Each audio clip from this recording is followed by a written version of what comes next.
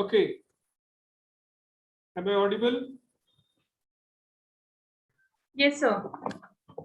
Okay. From here onward, you people have to keep your audio especially mute. Yeah. The meeting is on YouTube live. Okay. So in no case, you people have to switch on the audio. Today's topic is dramatic monologue.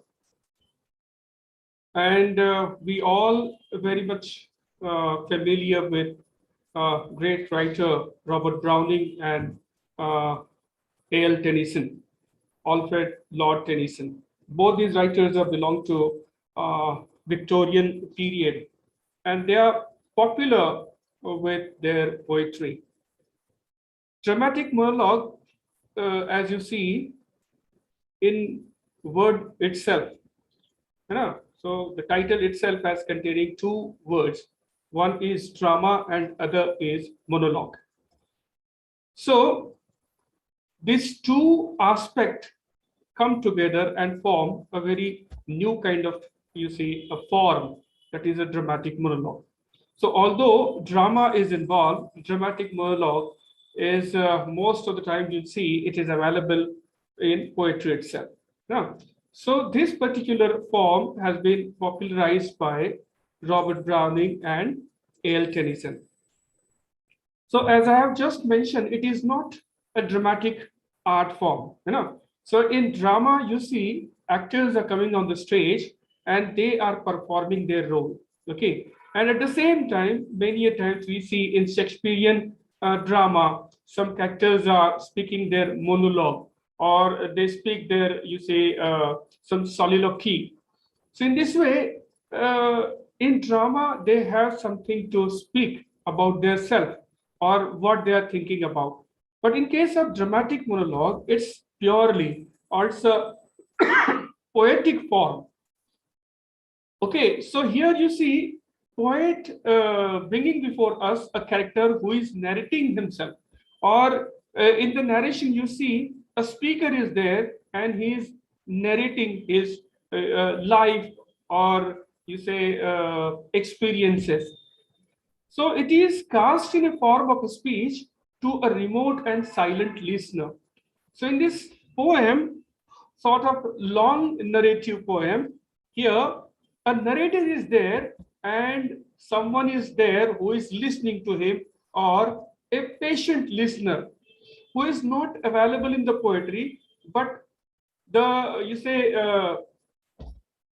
poem is prepared in such a way that we feel as if someone is there and he's been you say actively been participated like that, but his active participation doesn't reflect from his side. We get to know from the speaker himself that he is involved in the dialogue like that, but in the dialogue the other you say speaker's speech we don't see. So basically, the aim of dramatic monologue, or we can say that the aim of character study or psychoanalysis without other dramatic adjuncts of the incident and dialogue. So when poet is portraying a character and the character is narrating his incidences.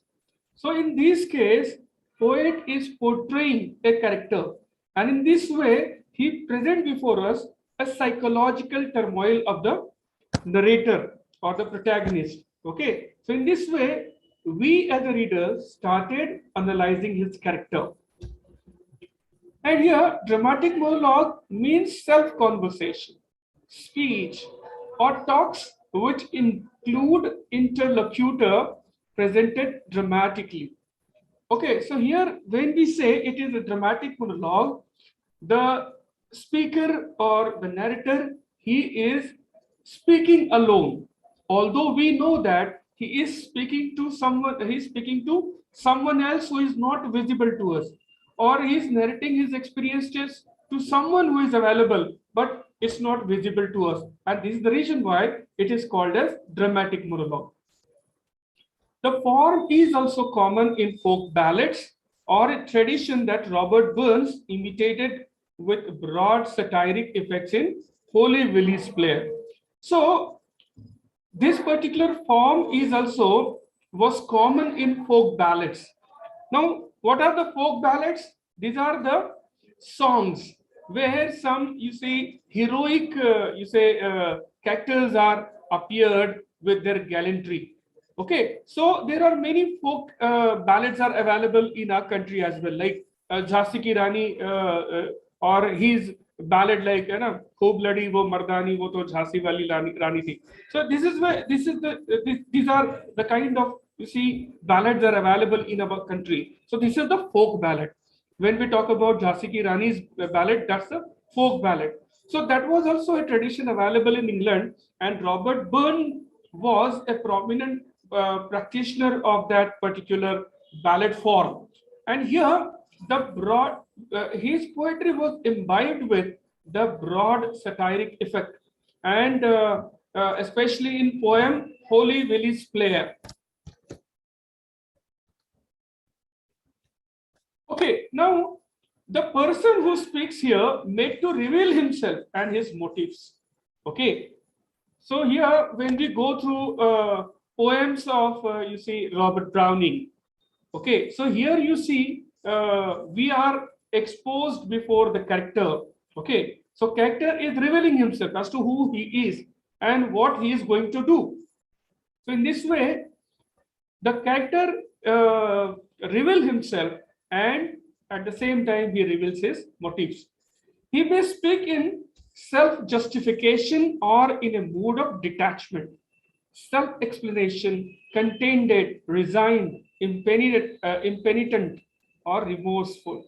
Okay, so Andrea del Sarto. Okay, so this is the poem where character is speaking about himself.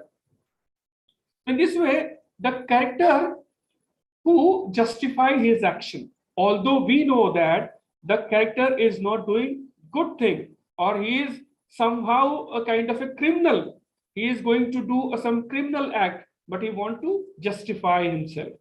So in this way, he took you say help from dramatic monologue to justify his actions like that. So dramatic monologue is a portrait of an inner man, is revealed here by the poet.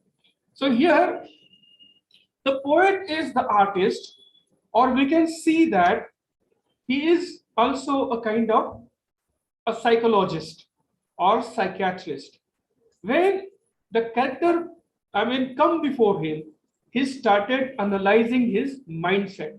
Okay, and then he portrayed that person, that fellow, okay, with his action, with his, you see, behavior, and he portrayed that character along with his mindset. Okay, so when we talk about the nature of dramatic monologue, okay, now there are some, feature that we need to understand. So dramatic monologue is a part poetry, part drama. Now, why it is a part drama? Because we see character who is portrayed in the poem, he act dramatically, or you see some dramatic, you say, experiences audiences also can get from the poem. Then poetic speech in dramatic note. Okay, the speech also involved in a poetic narration or poetic meter. It could be recited on the stage before an audience with or without costumes. Okay, so in case a character can present this monologue on stage, he can have or cannot with or without the costumes, we can say. It is a study of a character which is an important feature of drama. So when we talk about dramatic monologue, so obviously the character is exposed from inside out. Okay, so especially writer is unveiling his mental, you say, turmoil, or what is he thinking and what is he going to do. Okay, so in this way, character study is the important focus of dramatic monologue. But here, very importantly, dramatic monologue lacks in action and interchange of speech, because He is the sole narrator, and even if it is dramatized, okay, a person is coming on a stage and he is speaking, okay, so he is speaking of his own, okay, so now he is addressing to the audience, okay, so in this way, in this form, no dialogue is created. So in this way, he is speaking, but get no responses from anyone. And this is the reason why we see that it lacks action. Okay, he moves. If he is appearing on the stage, he is moving from here and there, but no action actually could be seen on the stage. It is compared to the soliloquy sometimes, where actors unburden his mind before the audience. Actor reveal his private thoughts aloud in order to make the audience aware of his thoughts. Now you see, you just remember Hamlet. Okay, now Hamlet is here is trying to understand his own situation. He is the one who lost his father, and within few days his mother got married to his own uncle, and here ghost appear and he narrates to him that he was murdered by his own uncle and it was accompanied by his own mother, but the revelation came through the ghost, and this is the reason why he wanted to know as to the fact revealed by ghost is true or not. And somehow he managed to got the answer. The ghost was true. And then he is infuriated, and he want to avenge the murder of his father. But then how? So here you see, to be or not to be, that is the question. The great soliloquy we see on the stage from Hamlet. So here, when Hamlet is speaking, he is addressing the audience. In the soliloquy, he talks about his mindset. But here you see, dramatist has some limitations with drama. He cannot create every situation for audiences to understand the entire plot. So many a times, intentions are revealed through dialogues or some character speech. That was a kind of a way out he found out. So in this way, soliloquy serves two purposes. One, unveiling the mind of the character, at the same time indicating the further action in the drama. So it is connecting audience with the plot. Okay, so this is what a purpose for soliloquy. In case of dramatic monologue, this is not the case.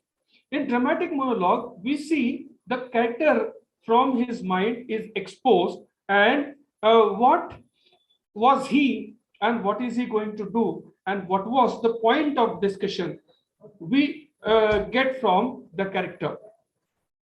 Okay, so here you see that in dramatic monologue, unlike soliloquy, there is a passive listener whose reaction is being hinted by the speaker now and then. So here narrator himself tell us what was the reaction of the narrator. So whether he was furiated, whether he was terrified, whether he felt cold, whether he was responded with negativity. So all sort of actions he saw from the passive listener, he himself narrated to us. Okay, now here, when we think of contribution of Browning, Robert Browning, he is the great contributor of this form, and he himself make it more popularizes. So whenever we talk about dramatic monologue, only Robert Browning, appears before us. So he showed an amazing skill in assuming for this purpose the personality of a figure, historical or imaginary, far removed in time and nature from himself. So you see, when we talk about Robert Browning, it is said Robert Browning tried his hand in drama, and he did write few dramas also before he started writing poetry. But he failed in case of getting popularity from the stage, and this is the reason why then he turned toward poetry, and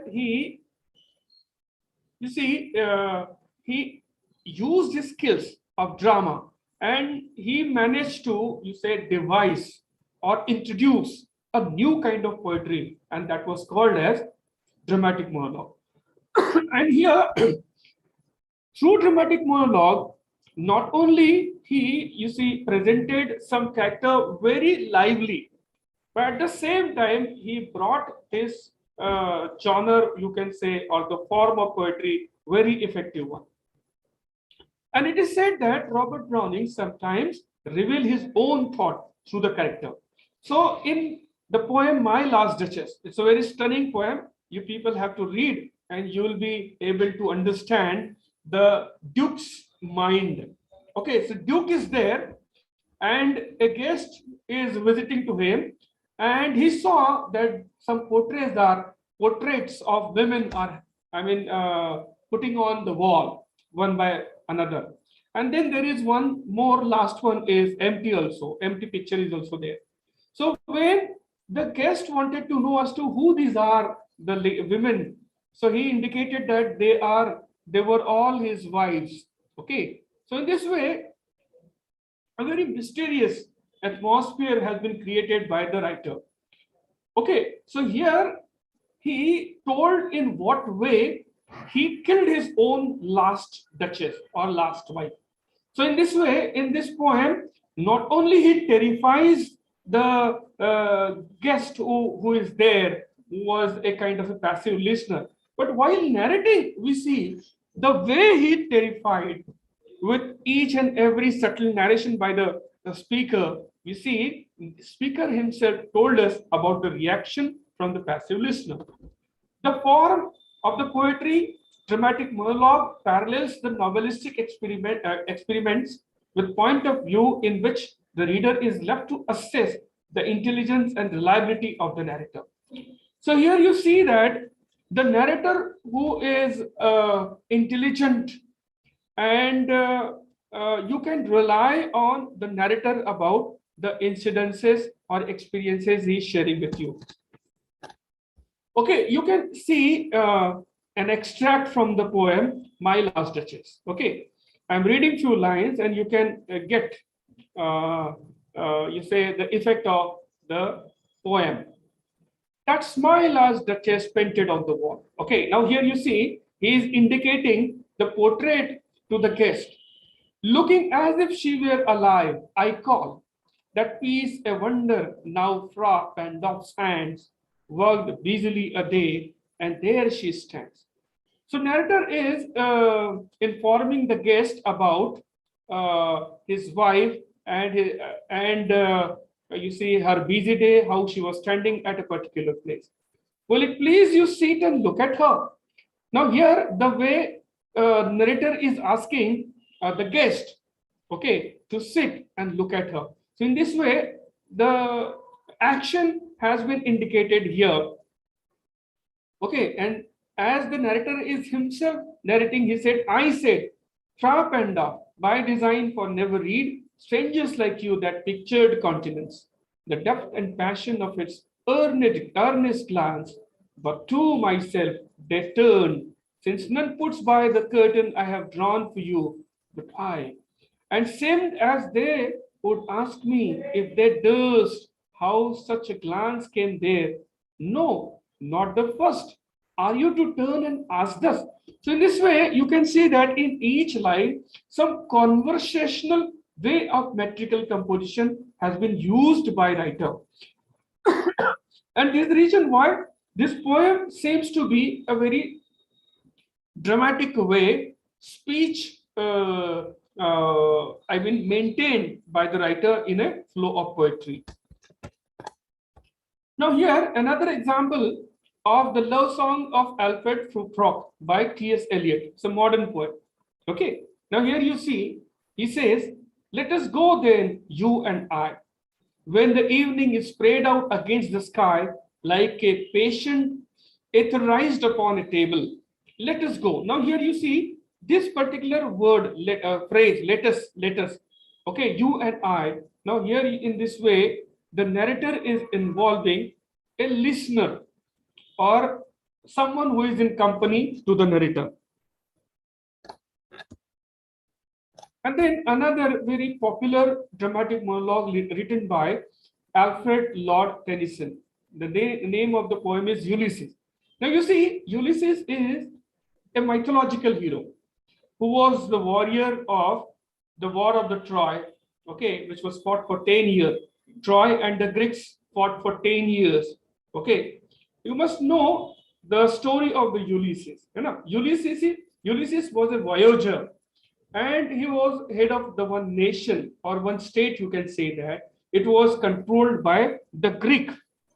And they all gathered together, okay, for the war of Troy against the Paris and the Hector.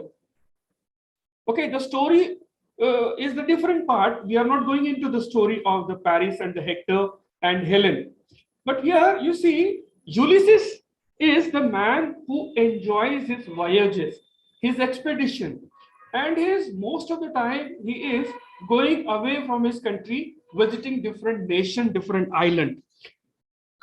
So here you see, after the war of Troy, now he is living his sedentary life in his nation. Now he is bored with the life he is living. Now he saw his wife is now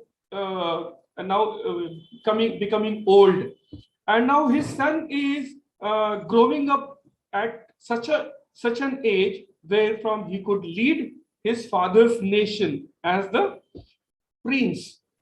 So here now he want to, resume his activity of, you see, expedition. He wanted to sail, okay, and he wanted to hand over his kingdom to his own son, and he wanted to go away and enjoy his life. So in this way, here he is now calling his friends, his sojourners, or you say companions, to join him. Okay, so it is a kind of, you say, announcement, or he is now inviting his friends to join him. So the way he you say speaks or narrates his life, this becomes a kind of a dramatic monologue. You know what did he say? It little profits that an idle king. Okay, so he says it is useless being an idle king here by this still hearth among these barren crags. Now here you see, by this still hearth among these barren crags, mean the country he is living, it has no, left anything charming for him, matched with an aged wife. Now here you see the person who has a wife who is now accepted her old age, and he is now moving toward toward her life as a granny, or kind of a, you see, a person who is not living with any active life, you can see. So here, this is the reason why this particular narrator Ulysses has, you see, some issues with his idle life in his own country. Unequal laws into a savage race, and the country which he is leading, having some, you say, people who are themselves idle. Okay, so the reason he called them a savage race, that hoard and sleep and feed and know not me. Now he is the king, but whenever he went to the towns and villages, they don't recognize him. So you see, king is passing through the streets and he is unrecognized. This is what the pain of the king. I cannot rest from travel. And he says he enjoys travel, he cannot leave his life sedentary. I will drink life to the lees.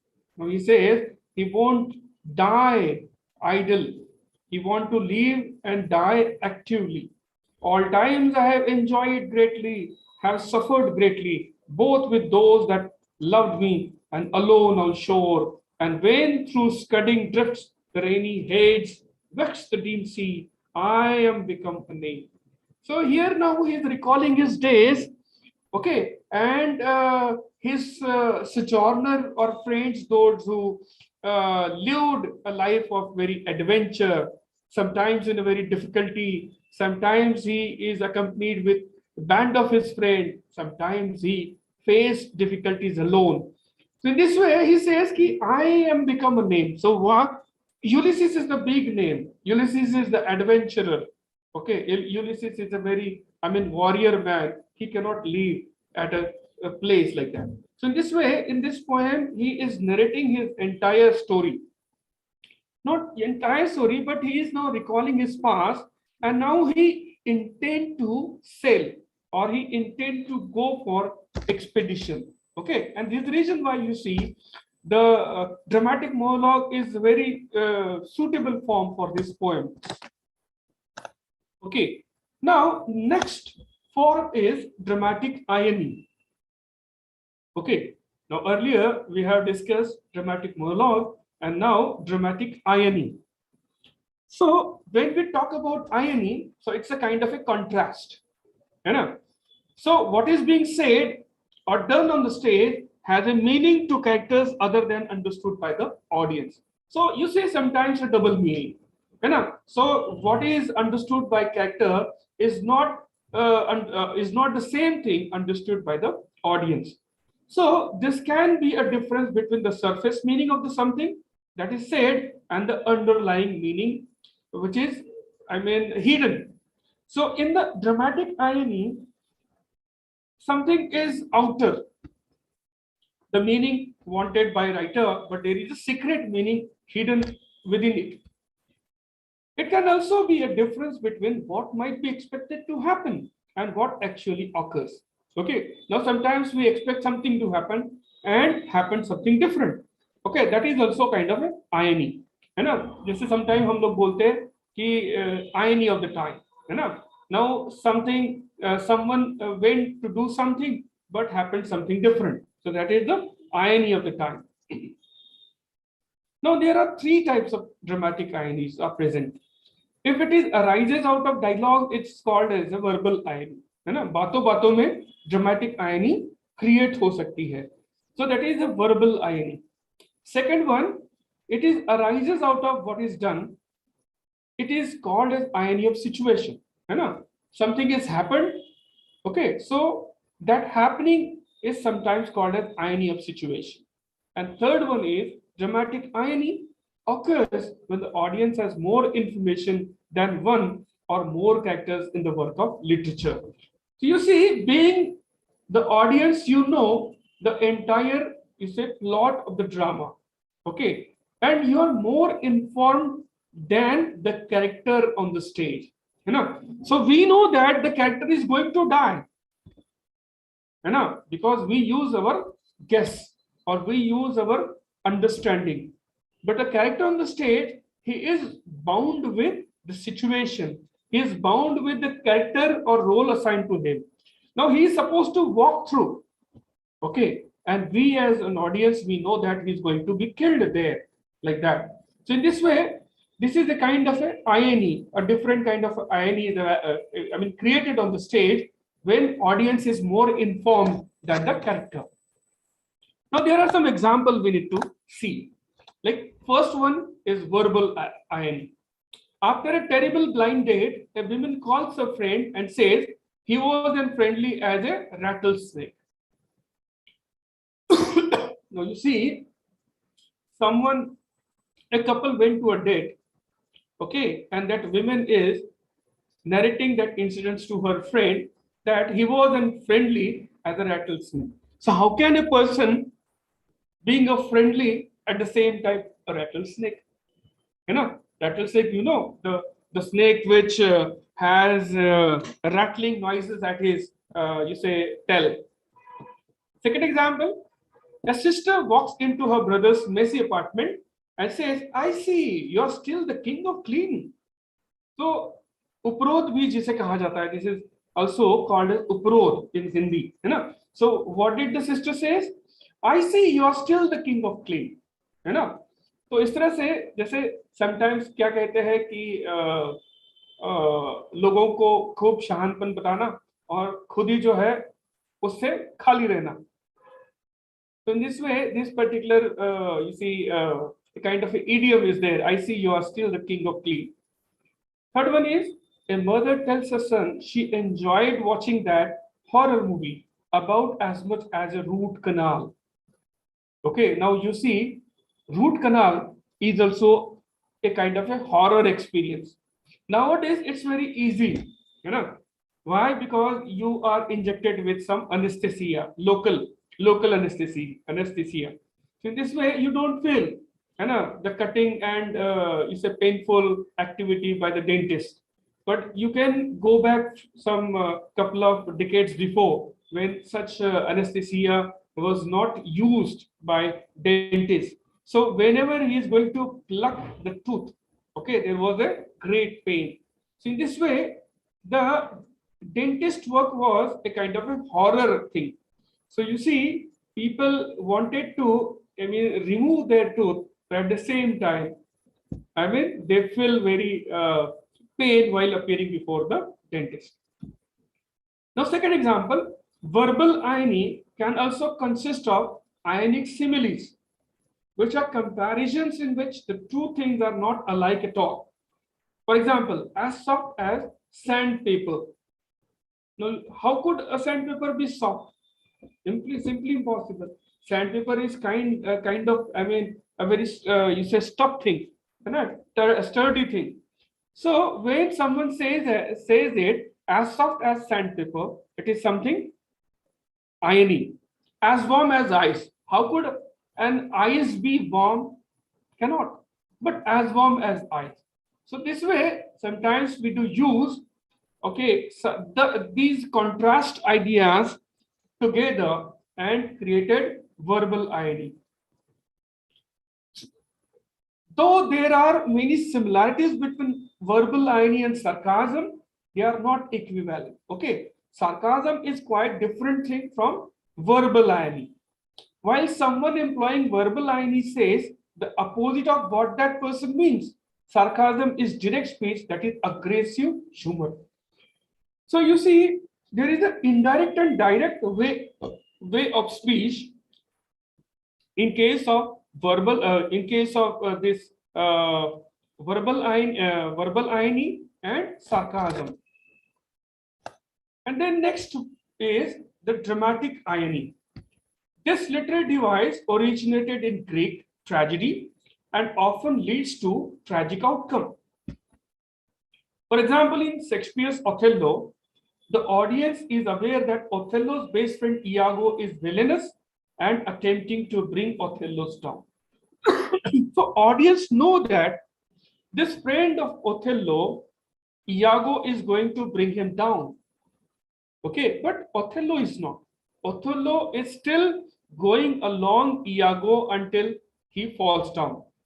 So the audience is also aware that Desdemona has been faithful, though Othello doesn't know this. You know, so there is a kind of a jealousy and doubt created in his mind. You know, but audience is very clear enough that Desdemona is very faithful to her husband. So audience can foresee the imminent disaster. So when when the audience see that there is a kind of a doubt and jealousy created in the mind of Othello, and what will be the repercussion or what will be the effect of this incident. So obviously audience knew the further action that he is going to be, I mean, the Desdemona is going to be killed by her own husband like that. So in this way, some expectation has been created through dramatic irony. Now, the next type is irony of situation. So situational irony consists of a situation in which the outcome is very different from what was expected. So there are contradictions and contrasts present in cases of situational irony. Okay, so in this way, this dramatic irony part is over.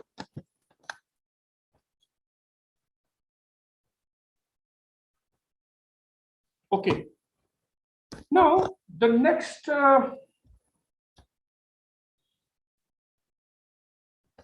topic is soliloquy and aside.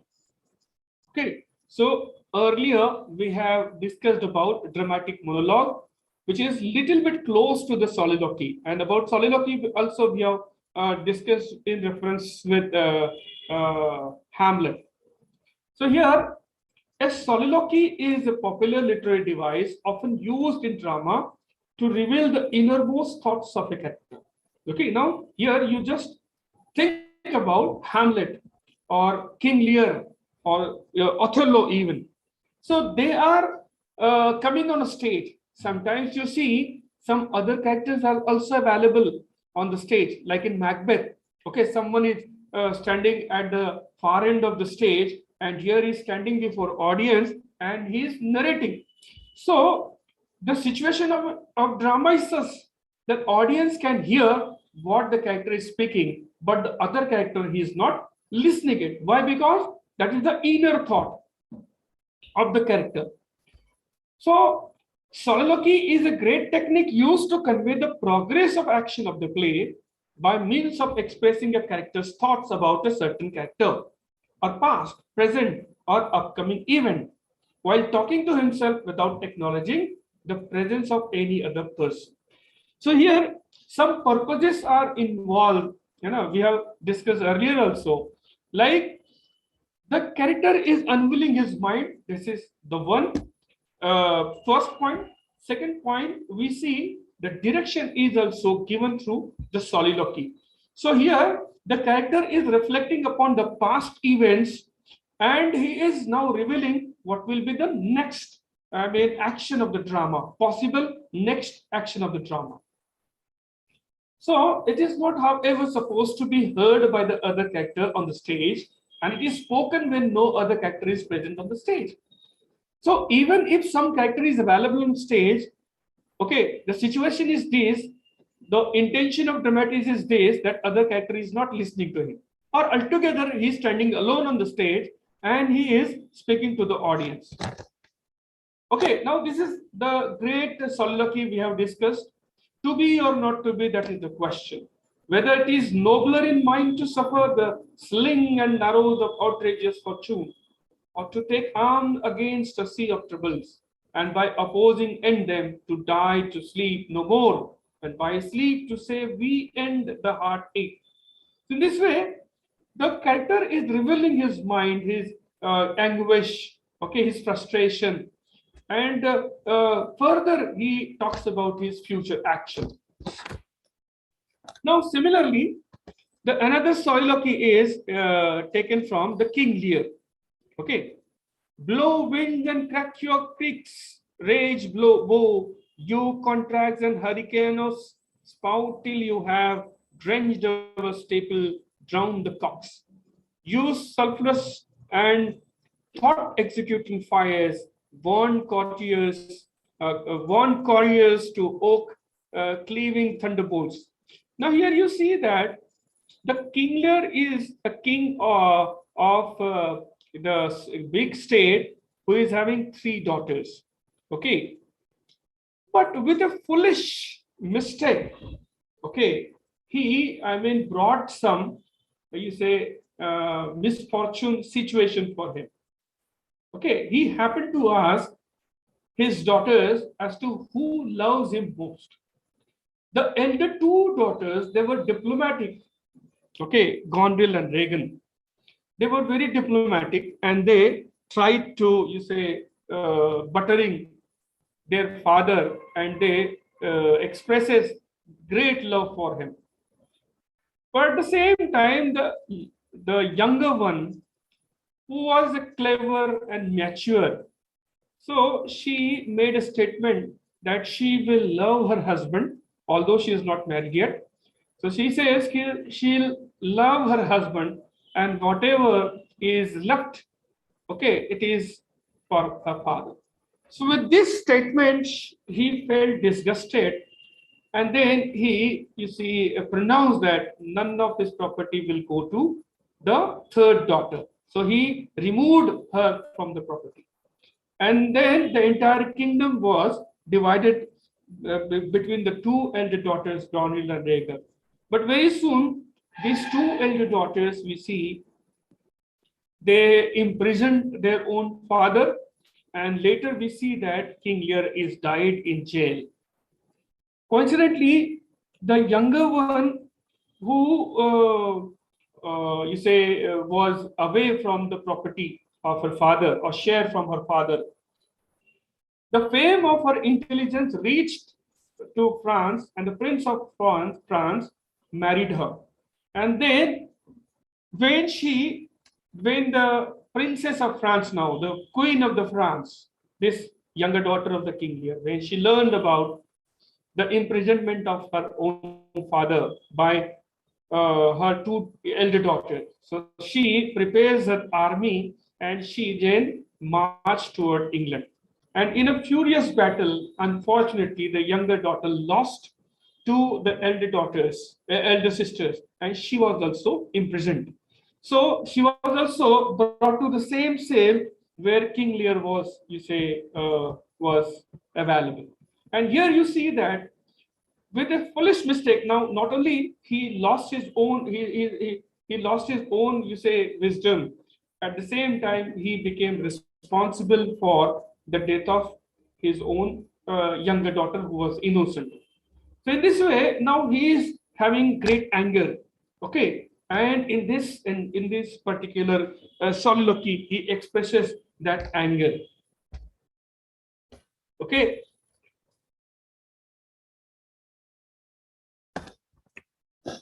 Now, another close form is aside.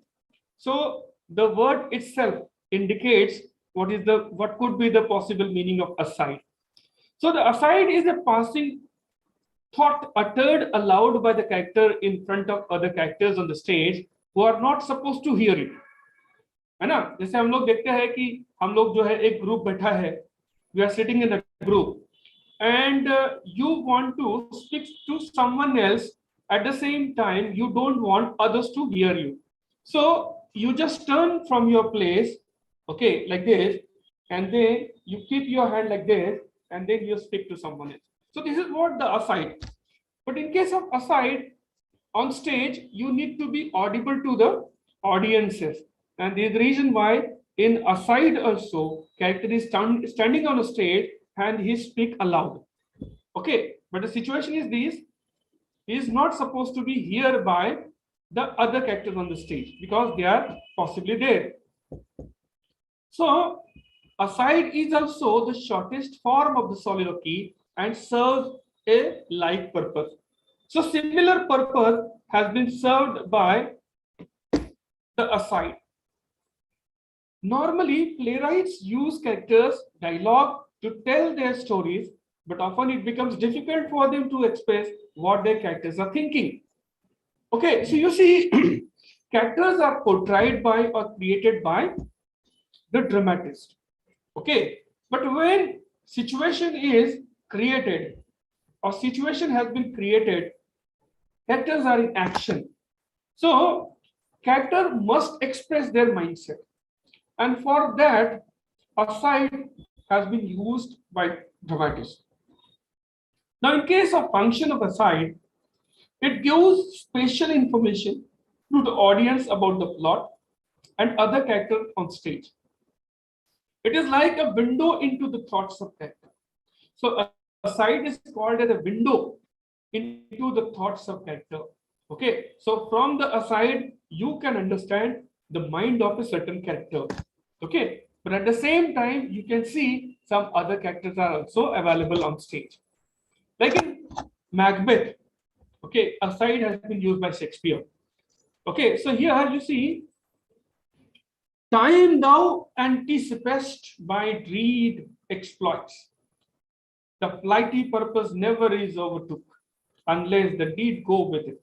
From this moment, the very firstling of my heart shall be the firstling of my hand. So here you see, readers learn that the leading character Macbeth feels regret to launch an attack on Macduff. Okay, so Macduff was the another, the Thane. Okay, and so here the attack on Macduff was, a kind of a mistake felt by Macbeth. However, his speech announces that Macbeth could attack Macduff's castle and kill his family. So here you see, in the attack, Macduff escapes from the situation, because here you see Macbeth employs the murderer and they went to the Macduff's home. But somehow Macduff was not available there, And here the murderer killed Macduff's wife and his son. And then Macduff, who escaped from the situation, who joins the Duncan's son Malcolm in the England. So in this way, by leaving him alive, okay, now there was something, misfortune awaits for him, okay, because later on, Macduff is the one who kills him, okay, because there is some, situation created towards the end of a drama where Macduff is having that power to kill the Macbeth, because Macbeth was also a part of prophecy that he won't be killed by man born naturally. Okay, so the man on this earth means every man available on the earth is born naturally. So the prophecy was the man who is born with natural birth cannot kill the Macbeth. But here, unfortunately, Macbeth was unaware that Macduff was born of the Caesarean birth. Okay, and in this way, Macbeth was killed towards the end of drama. But you see, when in that attack on the Macduff's family, when he saw that Macduff is not available, so he became insecure. So here, in this way, that insecurity, revealed through this particular aside in the drama.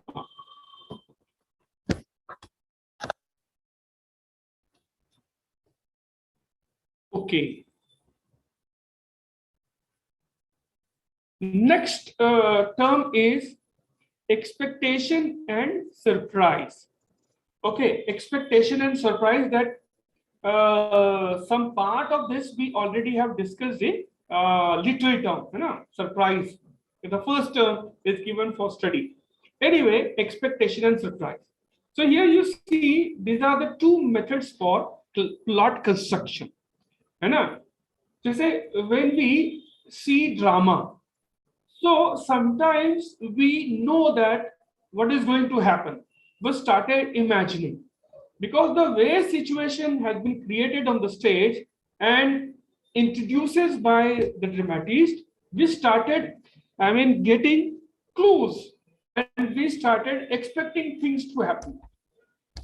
Then there is another, way of dramatic presentation is this, that writer kept something secret or suspense, and then it gives us surprises further because it is not up to our expectation. We expect something to happen and happen something differently.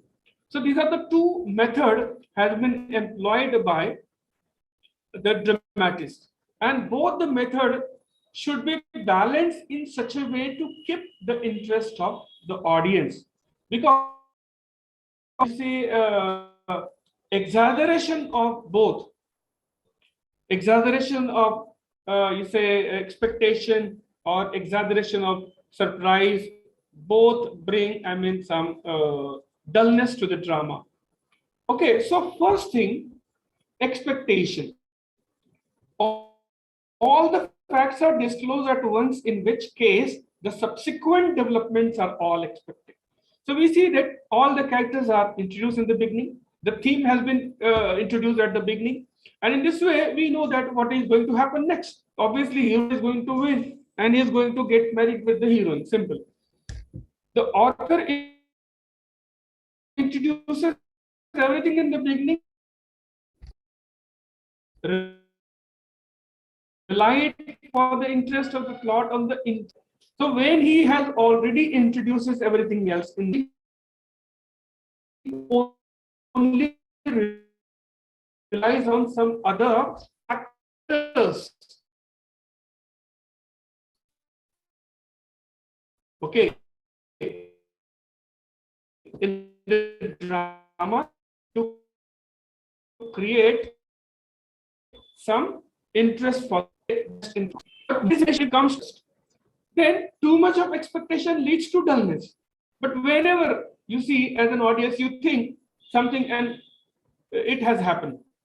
So in the drama, every time you expect something to happen, and if it happens, to your expectation. So in that case, dullness occurred to the drama, and perhaps next time you won't come to the drama again.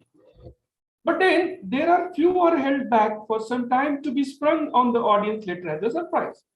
But you see, in another method, writer keeps something you say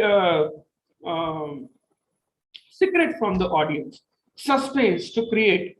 Okay, so such suspense, I mean, left surprise for the audience. So here you see author withhold material information for the time being for the sake of the effect it will have when it is imparted. So for a time being, writer uses, you see, suspense method, okay, and later you see it gives you a effect. Too much of surprises leads to melodrama. Okay, so here you see too much of surprises. So when the drama gives you more surprises again and again. Someone has kept audio on, you know. You just keep your audio mute. Okay, so too much of surprises leads to melodrama because you expect something and it doesn't happen because writer, ditch you and something different happened. So whenever you expect, say you 10 times you expected something happen, and all 10 times you are not, proved true. So in this way, the drama becomes melodrama. Hello, sir. Yes. Yes. What happened? Sir. Huh. Yes. What happened?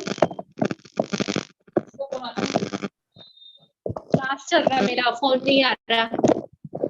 Hello. What happened? What are you trying to speak? Hello. Oh yes.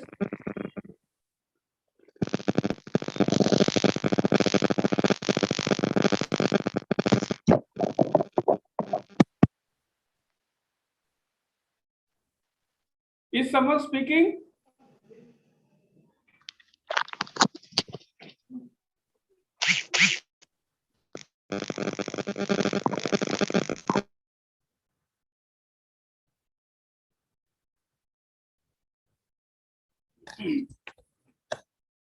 Okay, so Shakespeare uses both in moderation. Okay, so you see, Shakespeare was the person who uses expectation and surprise in a moderate form. So Othello is on the whole built on expectation, and Iago's design are exposed too early in the drama play to cause surprise when it put into practice. In case of Macbeth, on the whole unsurprised, the prophecies of the witches in Macbeth fulfilled in the manner quite unexpected for anyone who does not know the play beforehand. Okay, so in this way, Macbeth play, if you haven't seen before, it gives you, I mean, surprise.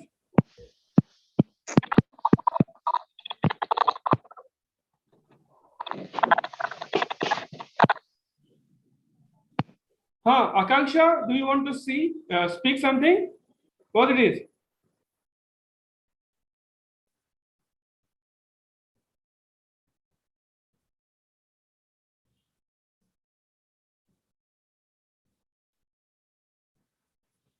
Okay, now the last point we need to discuss, and that is stage direction. Now you see, stage direction is not meant for audiences. Okay, stage directions are meant for the directors and the producers, those who are producing the drama on stage. Okay, so stage directions is not a dramatic device. So you see, in the drama, in the beginning or in the time to at different places, wherever it is required, the dramatist left some directions for the producer to create a certain situation. And how the situation is to be created, how the stage is to be decorated, where to put an sofa, where to keep the table, where to keep the chair, like that. So in this way,